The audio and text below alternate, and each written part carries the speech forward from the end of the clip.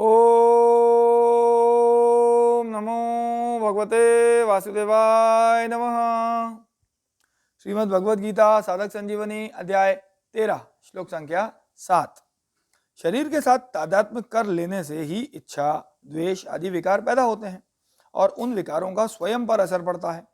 इसलिए भगवान शरीर के साथ किए हुए तादात्म्य को मिटाने के लिए आवश्यक 20 साधनों का ज्ञान के नाम से आगे के 5 श्लोकों में वर्णन करते हैं।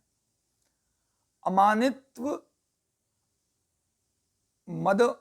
मदम्भित्व, अहिंसा, शांतिर अर्जवम, आचार्योपासना, शौचम, स्थैर्य, आत्म विनिग्रह।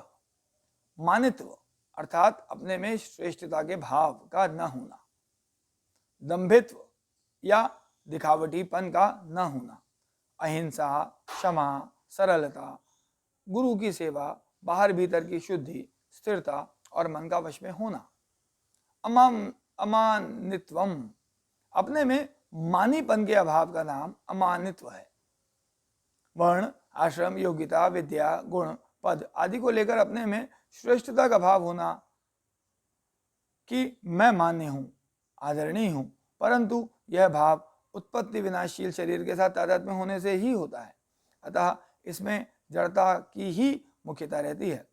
इस मानीपन के रहने से साधक को वास्तविक ज्ञान नहीं होता। यह मानीपन साधक में जितना कम रहेगा उतना ही जड़ता का महत्व कम होगा। जड़ता का महत्व जितना कम होगा, जड़ता को लेकर अपने में मानीपन का भाव भी उतना ही कम होगा और साधक उतना ही चिन्मयता की तरफ तेजी से लगेगा। उपाय: जब साधक खुद बड़ा बन जाता है तब उसमें मानीपन आ जाता है। अतः साधक को चाहिए कि जो श्रेष्ठ पुरुष हैं, साधन में अपने से बड़े हैं, तत्वज्ञ हैं अर्थात जीवन मुक्त हैं, जिनका संग करे, उनके पास में रहे, उनके अनुकूल बन जाए। इससे मानीपन दूर हो जाता है। इतना ही नहीं, उनके संग से बहुत से दोष सुगमता पूर्वक दूर हो जाते हैं। गोस्वामी तुलसीदास कहते हैं, सबही मान प्रद आपू अमानी, अर्थात संत सभी को मान देने वाले और स्वयं अमानी या मान पाने की इच्छा से रहित होते हैं। इसी तरह साधक को भी मानीपन दूर करने के लिए सदा दूसरों को मान, आदर, सत्कार, बड़ाई आदि देने का स्वभाव बनना चाहिए। ऐसा स्वभाव तभी बन सकता है जब वह दूसरों को किसी न किसी दृष्टि से अपने से श्रेष्ठ माने। यह नियम है कि प्रत्येक मनुष्य भिन्न भिन्न स्थिति वाला होते हुए भी कोई ना कोई विशेषता रखता ही है। यह विशेषता वर्ण, आश्रम, गुण, विद्या, बुद्धि, योग्यता, पद, अधिकार आदि किसी भी प्रकार से हो सकती है। अतः साधक को चाहिए कि वह दूसरों की विशेषता की तरफ दृष्टि रखकर उनका सदा सम्मान करे। इस प्रकार दूसरों को मान देने का भीतर से स्वभाव बन जाने से स्वयं मान पाने की इच्छा का स्वतः अभाव होता चला जाता है। हाँ, दूसरों को मान देते समय साधक का उद्देश्य अपने में मानीपन मिटाने का होना चाहिए, बदले में दूसरों से मान पाने का नहीं। विशेष बात, गीता में भगवान ने भक्ति मार्ग के साधक में सबसे पहले भय का अभाव बताया है, अभयम, और अंत में मानीपन का अभाव बताया है, नातिम अनिता। परंतु ज्ञान मार्ग के साधन में मानीपन का अभाव सबसे पहले बताया है, अमानित्वम, और भय का अभाव सबसे अंत में बताया है, तत्वम अज्ञार्थ दर्शनम। इसका तात्पर्य यह है कि जैसे बालक अपनी मां को देखकर अभय हो जाता है, ऐसे ही भक्ति मार्ग में साधक प्रहलाद जी की तरह आरंभ से ही सब जगह अपने प्रभु को ही देखता है, इसलिए वह आरंभ में ही अभय हो जाता है। भक्त में स्वयं अमानी रहकर दूसरों को मान देने की आदत शुरू से ही रहती है। अंत में उसका देहाध्यास अर्थात शरीर से मानी हुई एकता अपने आप मिट जाती है, तो वह सर्वथा अमानी हो जाता है। परंतु ज्ञान मार्ग में साधक आरंभ से ही शरीर के साथ अपनी एकता नहीं मानता, इसलिए वह आरंभ में ही अमानी हो जाता है, क्योंकि शरीर से एकता मानने से ही मानी बनाता है। अंत में वह तत्व ज्ञान के अर्थ रूप परमात्मा को सब जगह देखकर अभय हो जाता है। अदम्भित्वम, दम्भ नाम दिखावटी बनता है। लोग हमारे में अच्छे गुण देखेंगे तो वो हमारा आदर करेंगे, हमें माला पहनाएंगे, हमारी पूजा करेंगे, हमें ऊंचे आसन पर बैठाएंगे आदि को लेकर अपने में वैसा गुण न होने पर भी गुण दिखाना, अपने में गुण कम होने पर भी उसे बाहर से ज्यादा प्रकट करना, यह सब दंभ है। अपने में सदाचार है, शुद्धि है, पवित्रता है, पर अगर लोगों के सामने हम पवित्रता रखेंगे तो वे हमारी हंसी उड़ाएंगे, हमारी निंदा करेंगे। ऐसा सोचकर अपनी पवित्रता छोड़ देना और सामने वाले की ही तरह बन जाना भी दंभ है। जैसे आजकल विवाह आदि के अवसरों पर क्लबों, होटलों के स्वागत समारोहों में अपना वायुयान आदि पर यात्रा करते समय पवित्र आचरण वाले सज्जन भी मान सत्कार आदि के लिए अपवित्र खाद्य पदार्थ लेते देखे जाते हैं, यह भी दंभ ही है। इसी तरह दुराचारी पुरुष भी अच्छे लोगों के समुदाय में आने पर मान, सत्कार, कीर्ति, प्रतिष्ठा आदि की प्राप्ति की इच्छा से अपने को बाहर से धर्मात्मा, भक्त, सेवक, दानी आदि प्रकट करने लगते हैं, तो यह भी दंभ ही है। कोई साधक एकांत में बंद कमरे में बैठकर जब ध्यान चिंतन कर रहा है और साथ में आलस्य, नींद भी ले रहा है, परंतु जब बाहर से उस पर श्रद्धा, पूज्य भाव रखने वाले आदमी की आवाज आती है, तब उस आवाज को सुनते ही वह सावधान होकर जब ध्यान करने लग जाता है और उसके नींद, आलस्य भाग जाते हैं। यह भी एक सूक्ष्म दंभ है। इसमें भी देखा जाए तो आवाज सुनकर सावधान हो जाना कोई दोष नहीं है, पर उसमें जो दिखावटीपन का भाव आ जाता है, यह आदमी मेरे में अश्रद्धा न कर ले, यह भाव आना दोष है। इस भाव के स्थान पर ऐसा भाव आना चाहिए कि भगवान ने बड़ा अच्छा किया कि मेरे को सावधान करके जब ध्यान में लगा दिया।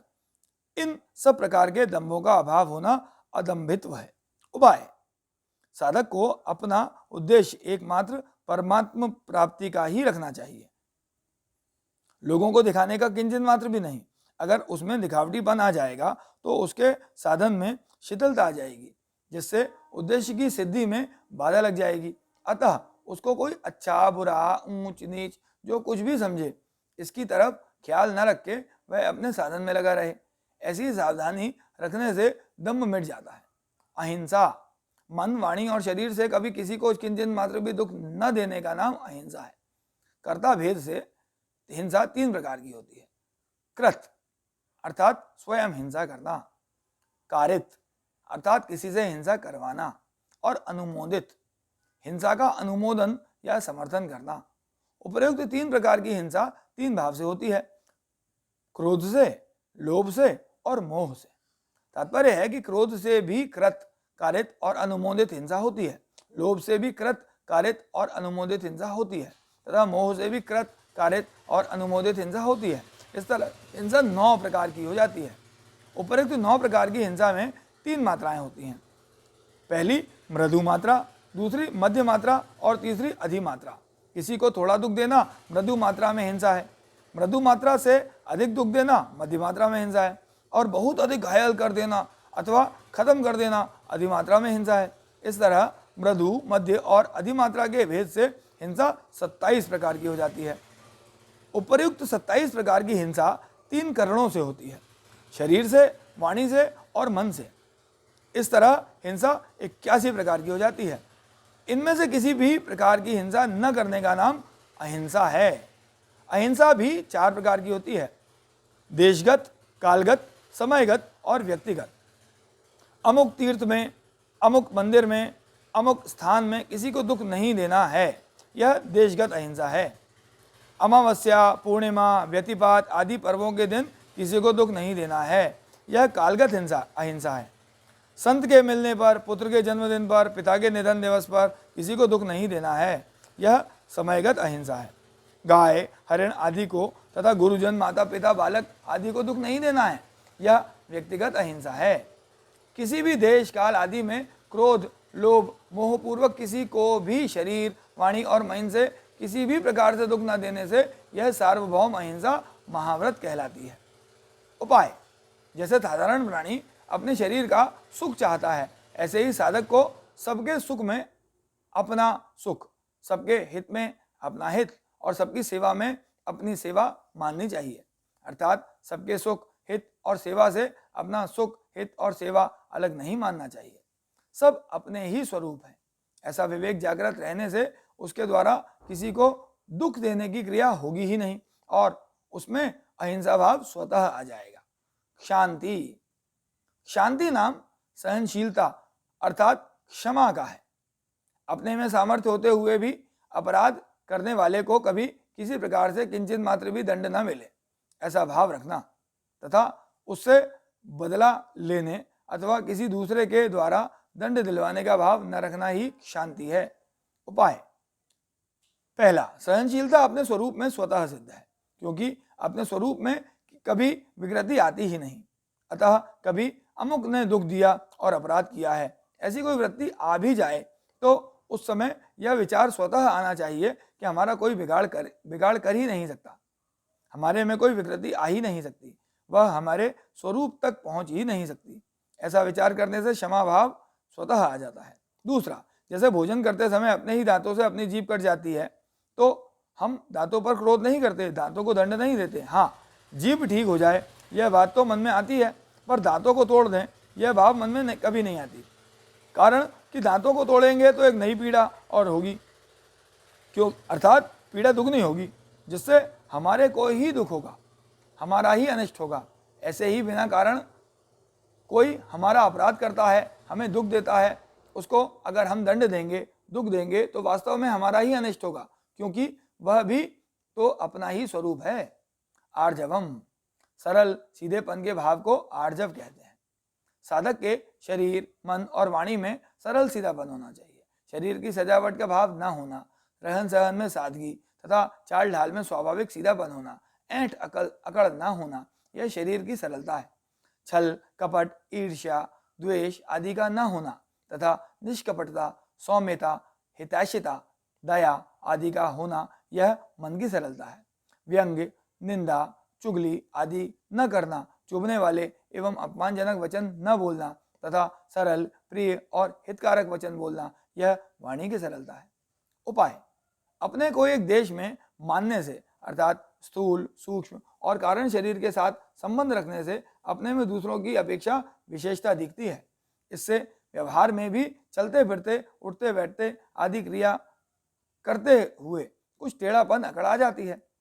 अतः शरीर के साथ अपना संबंध न मानने से और अपने स्वरूप की तरफ दृष्टि रखने से यह अकड़ मिट जाती है और साधक में स्वतः सरलता, नम्रता आ जाती है।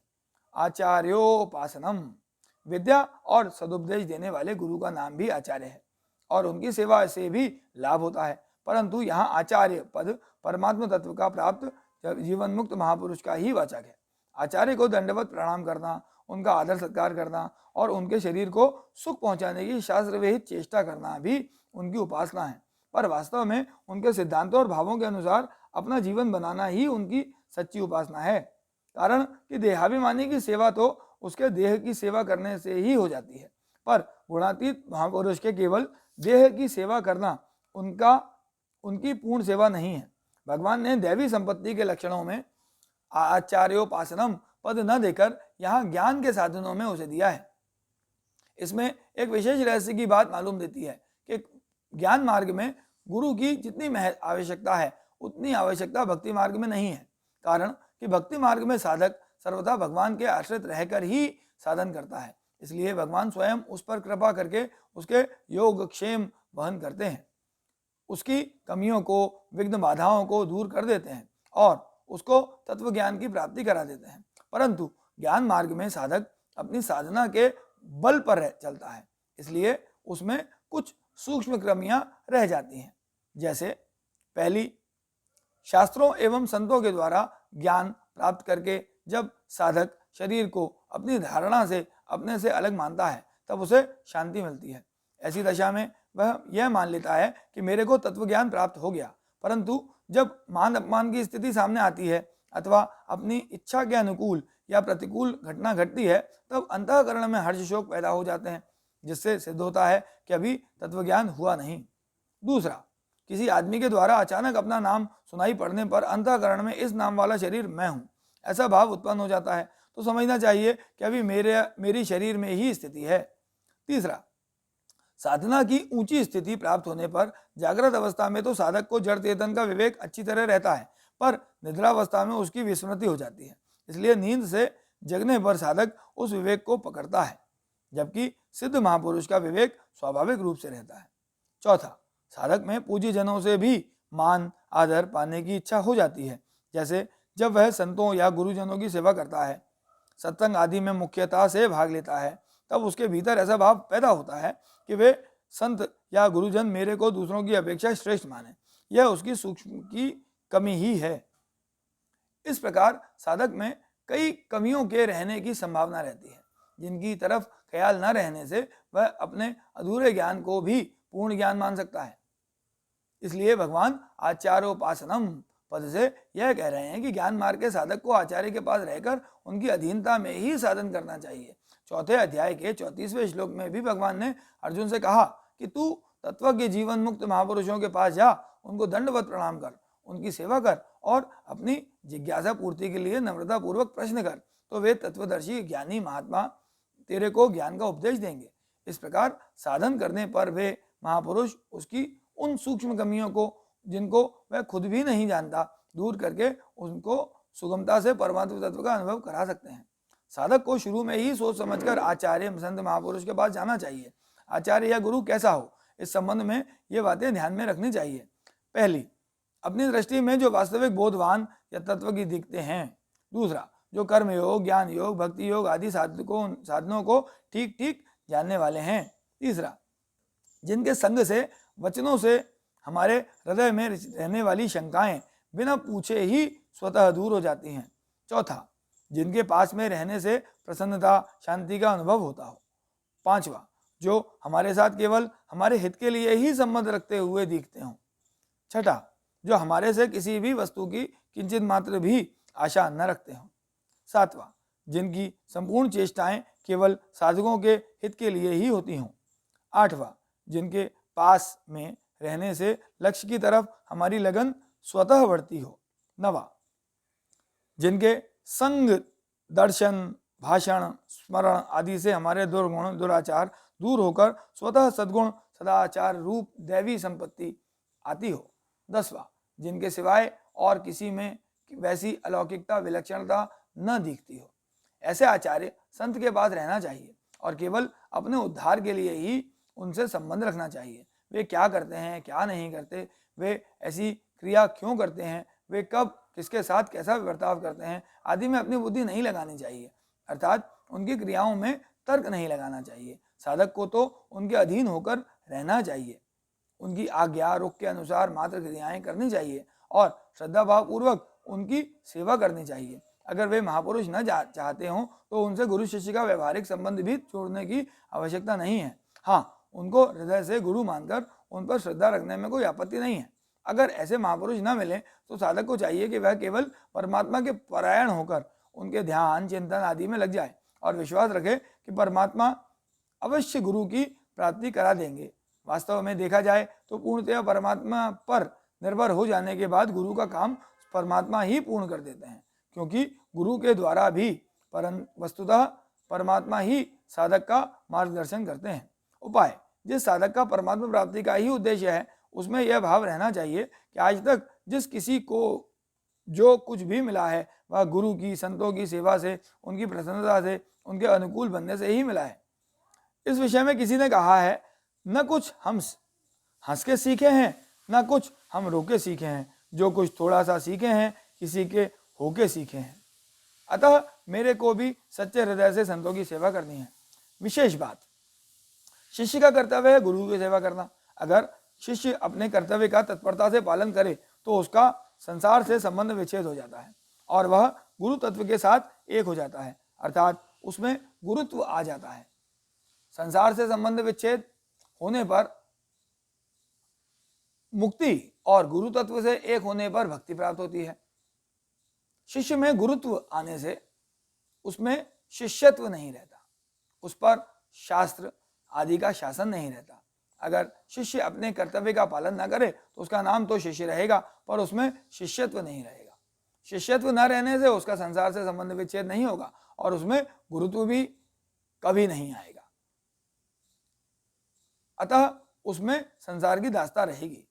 केवल गुरु मेरा ही कल्याण करें या गुरु केवल मेरा ही कल्याण करें, ऐसा भाव रखना भी शिष्य के लिए बंधन है। शिष्य को चाहिए कि वह अपने लिए कुछ भी न चाहकर सर्वथा गुरु के समर्पित हो जाए, उनकी मर्जी में ही अपनी मर्जी को मिला दे। गुरु का कर्तव्य है शिष्य का कल्याण करना। अगर गुरु अपने कर्तव्य का पालन न करे तो उसका नाम तो गुरु रहेगा, पर उसमें गुरुत्व नहीं रहेगा। गुरुत्व न रहने से उसमें शिष्य का दासत्व रहेगा। जब तक गुरु शिष्य से कुछ भी अर्थात धन, मान, बड़ाई आदि चाहता है, तब तक उसमें गुरुत्व न रहकर शिष्य की दासता रहती है। शौचम, बाहर भीतर की शुद्धि का नाम शौच है। जल, मिट्टी आदि से शरीर की शुद्धता होती है और दया, क्षमा, उदारता आदि से अंतःकरण की शुद्धि होती है। उपाय, शरीर बना ही ऐसे पदार्थों से है, इसको चाहे जितना शुद्ध करते रहें यह अशुद्ध ही रहती है। इससे बार बार अशुद्धि ही निकलती रहती है, अतः इसको बार बार शुद्ध करते करते ही इसकी वास्तविक अशुद्धि का ज्ञान होता है, जिससे शरीर से अरुचि या उपरामता हो जाती है। वर्ण, आश्रम आदि के अनुसार सच्चाई के साथ धन का उपार्जन करना, झूठ कपट आदि का न करना, पराया हक न आने देना, खान पान में पवित्र चीजें काम में लाना आदि से अंतःकरण की शुद्धि होती है। स्थैर्यम, स्थैर्य नाम स्थिरता का है, विचलित न होने का है। जो विचार कर लिया है, जिसको लक्ष्य बना लिया है, उससे विचलित न होना स्थैर्य है। मेरे को तत्व ज्ञान प्राप्त करना ही है, ऐसा दृढ़ निश्चय करना और विघ्न बाधाओं के आने पर भी उनसे विचलित न होकर अपने निश्चय के अनुसार साधन में तत्परता पूर्वक लगे रहना, इसी को यहाँ स्थैर्यम पद से कहा गया है। उपाय, सांसारिक भोग और संग्रह में आसक्त पुरुषों की बुद्धि एक निश्चय पर दृढ़ नहीं रहती, अतः साधक को भोग और संग्रह की आसक्ति का त्याग कर देना चाहिए। दूसरा, साधक अगर किसी छोटे से छोटे कार्य का भी विचार कर ले तो उस विचार की हिंसा न करे, अर्थात उस पर दृढ़ता से स्थिर रहे। ऐसा करने से उसका स्थिर रहने का स्वभाव बन जाएगा। तीसरा, साधक का संतों और शास्त्रों के वचनों पर जितना अधिक विश्वास होगा उतनी ही उसमें स्थिरता आएगी। आत्मविनिग्रह, यहाँ आत्मा नाम मन का है और उसको वश में करना ही आत्मविनिग्रह है। मन में दो तरह की चीजें पैदा होती हैं, पहली स्फुरणा और दूसरी संकल्प। स्फुरणा अनेक प्रकार की होती है और वह आती जाती रहती है, पर जिस स्फुरणा में मन चिपक जाता है, जिसको मन पकड़ लेता है, वह संकल्प बन जाती है। संकल्प में दो चीजें रहती हैं, राग और द्वेष। इन दोनों को लेकर मन में चिंतन होता है। स्फुरणा तो दर्पण के दृश्य की तरह होती है। दर्पण में दृश्य दिखता तो है, पर कोई भी दृश्य चिपकता नहीं, अर्थात दर्पण किसी भी दृश्य को पकड़ता नहीं, परंतु संकल्प कैमरे की फिल्म की तरह होता है जो दृश्य को पकड़ लेता है। अभ्यास से अर्थात मन को बार बार ध्येय में लगाने से स्फुरणाएं नष्ट हो जाती हैं और वैराग्य से अर्थात किसी वस्तु, व्यक्ति, पदार्थ आदि में राग महत्व न रहने से संकल्प नष्ट हो जाते हैं। उस प्रकार अभ्यास और वैराग्य से मन वश में हो जाता है। उपाय, मन को वश में करने के उपाय छठे अध्याय के 26वें श्लोक की व्याख्या में देखने चाहिए। ओम नमो भगवते वासुदेवाय नमः।